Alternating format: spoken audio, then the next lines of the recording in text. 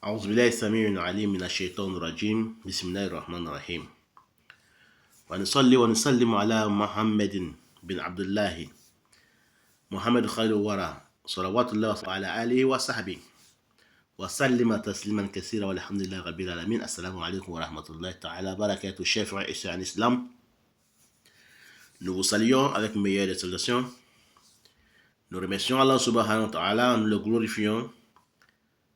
Sachez que celui qui a créé, celui qui doit être adoré, celui qui doit faire la loi, et c'est vers lui que nous allons nous retourner, c'est Allah. Nous le remercions. Nous demandons à Allah subhanahu wa ta'ala sa protection, salut et paix sur le prophète Mohammed, ainsi que sa famille et tous ceux qui vont le suivre jusqu'au jour de la résurrection. Chers frères et sœurs d'Islam, nous sommes en face de vous aujourd'hui. Notre leçon, 13e leçon de saison 5, nous allons vous parler de la chambre et le salon et les matériels de la chambre, de la maison, les ustensiles et les décorations.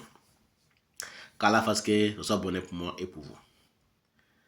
Ça nous parle d'une caverne. Le salon ou la chambre nous parle d'une caverne. Ça peut nous parler aussi d'une cachette.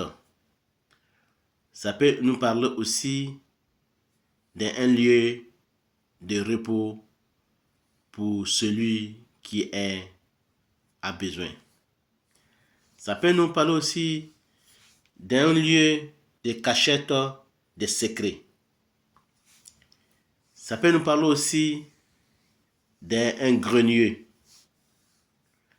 Et quand on voit la chambre ou le salon décoré, ça nous parle du mariage de la personne qui habite dans cette maison. Ça parle de sa fiançailles ou de son mariage.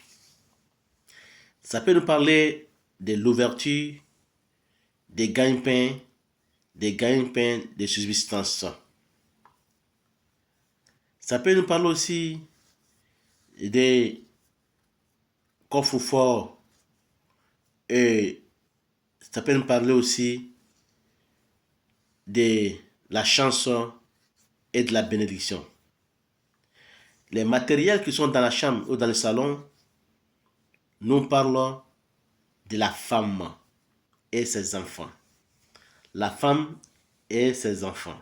Tout ce qui est matériel dans le salon ou dans la chambre, nous parlons de la femme, de la maison et ses enfants.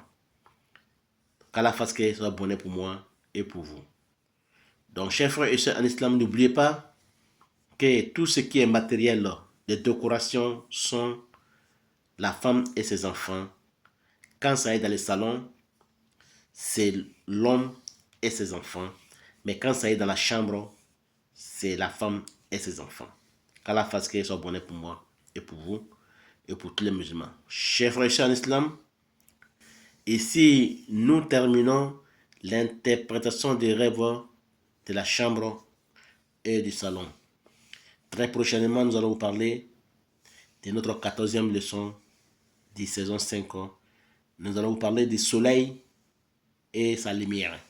Qu'Allah fasse que ce soit bon pour moi et pour vous. Amen. Wa ila liqa.